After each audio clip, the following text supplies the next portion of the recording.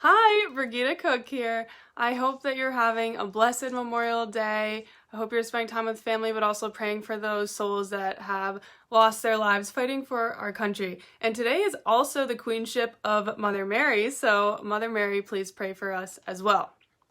So I did mention this in my last video that what I'm sharing about today is not meant out of judgment for those that do receive the Eucharist on the hand, but it is a way to inform, to bring awareness to this, to bring knowledge, and to just explain why the Church always had taught to receive on the tongue, and just that this is the traditional way, and a few other reasons. And I do have a few notes because I don't want to forget anything, so if I look down, just letting you know that's why. And I wanted to say from the start that even though I'm a Catholic convert, the Novus Ordo parish that I was going to, I was actually taught from the very beginning of becoming a Catholic to receive on the tongue. And they gave a few reasons why. They said this is a lot more respectful for Jesus, it's a lot less likely that he gets dropped, and also it's less likely that someone could take the Eucharist with them for whatever reason, bad purposes or not. So I was originally told that from the very beginning of becoming a Catholic a few years ago, and I accepted it, and it made sense to me. So I do think sometimes people just need to know reasons, right? And I'm going to go over a few of those reasons, and I also have some books to let you guys know about if you don't believe me or think I'm just making things up. But something that came to me the other day was, all right, so number one, children receive their first communion when they're young, right? So how are we're trusting small children to not drop Jesus in the Eucharist in their hand. So to me, that's one thing that doesn't really make sense. Whereas if the priest puts the host on the child's tongue, then that child can't drop Jesus on the ground, right? So I just thought of that on my own. I didn't read that somewhere. Two, they only started allowing people to even receive Jesus on the hand in around the 70s. So it didn't used to be that way. Everyone always used to receive on the tongue and receive kneeling. Number three, I know some of you may bring up what's been going on in the world in terms of germs and everything, but they actually did studies at the very beginning saying that receiving on the tongue was just as clean, if not cleaner, because if only the priest is touching the Eucharist, and if he's doing it properly and placing the Eucharist on someone's tongue very, very carefully, he should not even be touching anyone's tongue or anything. So it's actually cleaner, and if he did accidentally, he can go wash his hands, right? When you have a priest or a layperson in some churches, and they are right, so they're using their hands, and then they're touching the other person's hands, and then they go and touch other people's hands, that's actually spreading more germs. So it's actually less clean to do it that way. So just wanted to get that one out of the way because people always are concerned about that with everything that went on. But no, receiving on the tongue was just as clean, if not cleaner, with everything that had been going on. All right, so fourth reason, consecrated hands. So we as lay people, or lay ministers, anything, we do not have consecrated hands. Our hands are not anointed.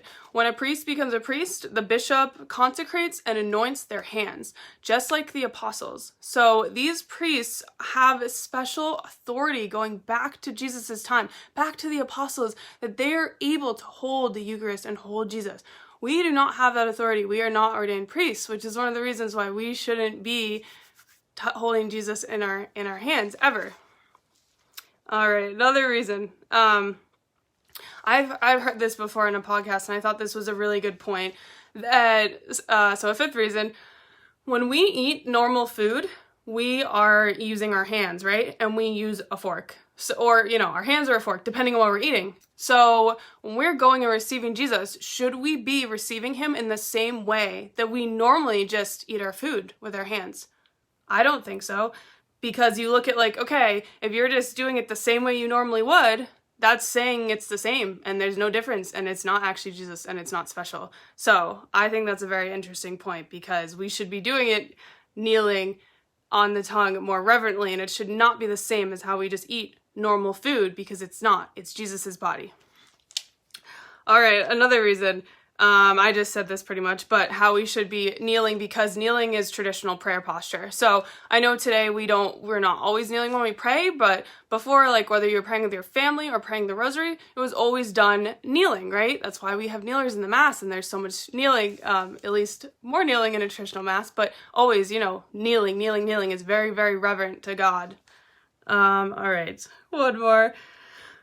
Okay, this is a good one too. I know I've mentioned this, but when you receive kneeling and receive on the tongue, that is more reverent. So I always think about, and it's my favorite part of the Mass, that Lord, I am not worthy that you should enter under my roof, but only say the words and my soul shall be healed. So I love that, because I'm always thinking about like how, we're not even worthy. Like we should be so humble when we are going and receiving Jesus in the host. And so we should be on our knees. We should be like crawling. Jesus should be placed on our tongue, and it should be so sacred and so holy. So I always think of that line of the Mass too, that we should be doing it in a way that, we're thinking of the sacrifice he made. Like how are we even worthy when he suffered so much for us to be able to get to heaven and to be able to be part of the sacrifice of the Mass.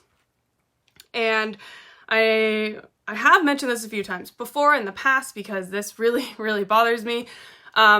So when you receive on the hand, there is more likely an abuse of Jesus and that he is dropped on the ground. And I have seen this happen so many times at so many Novus Ordo Masses, and it's not funny. This is a very serious matter, because so if Jesus is dropped on the ground, even if the host is picked back up, his crumbs are still on the ground, and we are now stepping on him. We are stepping on little pieces of Jesus, and that a priest should be cleansing that area, but I've seen it where Jesus is not cleansing that area.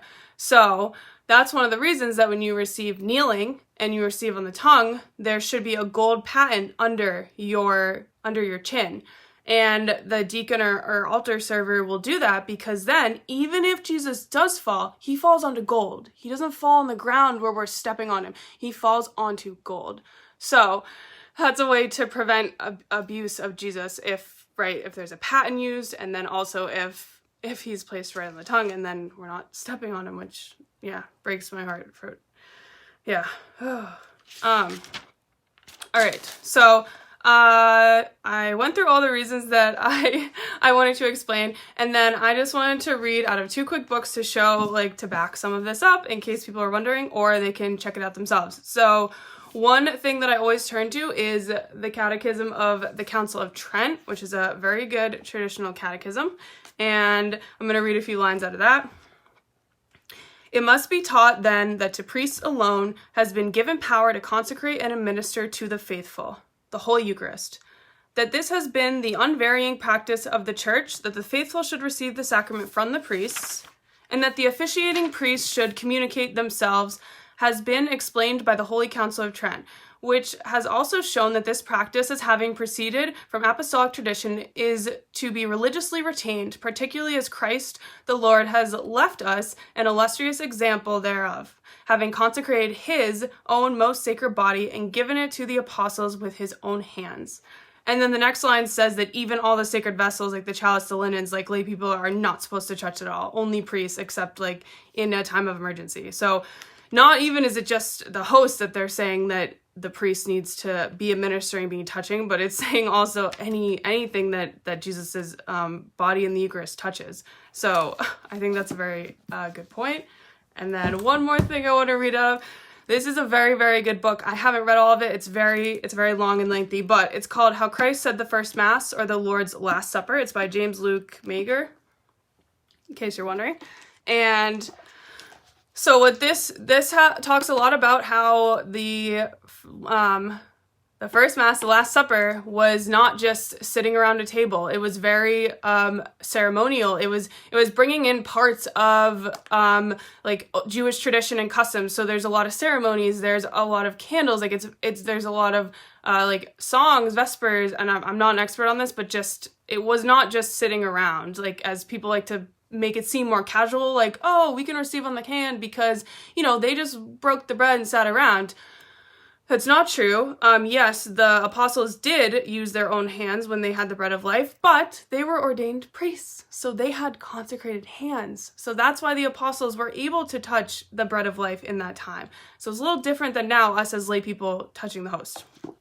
So the one line I wanted to read out of this book says that the Last Supper was therefore a pontifical high mass with Christ as the celebrant, assisted by the apostles. Today, when the bishop pontificates with his ministers, with choir and clergy assisting, he says the mass more according to the Last Supper than when the priest says a low mass. Thus, the bishops have better preserved the customs and rites of the early church. So I thought that was really amazing because a pontifical high mass, that's what the Last Supper was like. It wasn't just casual. So I know that some people are not going to like this video, and that's okay. But I think about that Jesus went through so much for us, and we should be respecting him, especially during Mass. So we should be able to receive him on the tongue and receive him kneeling in a most reverent way, because I don't know, that's the least we can do, right? So if your priest doesn't allow that, I would run, but that's totally your call, and you have to figure this out for yourself and as a family. But this is something I've always been strong on my heart, and I've obviously listened to a lot of stuff and researched it a lot. So if you do have questions or want more research, please let me know. I hope that you all are having a blessed and prayerful day, and I will see you next time about more Catholic topics. God bless you all.